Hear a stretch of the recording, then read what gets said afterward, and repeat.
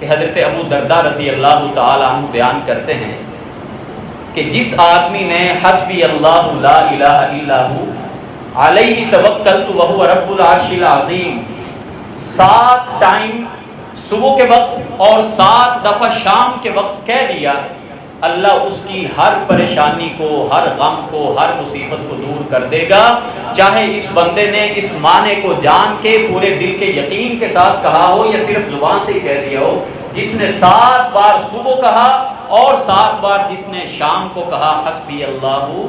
لا الہ الا ہو علیہ توکلت وہو رب العرش العظیم، گویا کہ آدمی سارے دنیاوی سہاروں کو ختم کر کے وہ ایک اللہ کی ذات کے اوپر بھروسہ کر دے کہ اللہ مجھے صرف تو ہی کافی ہے، اگر تیری مدد نہیں ہے تو دنیا جہان میری مدد نہیں کر سکتی۔ اسی بات کی ضرورت ہے اور اسی چیز کا نام توکل ہے،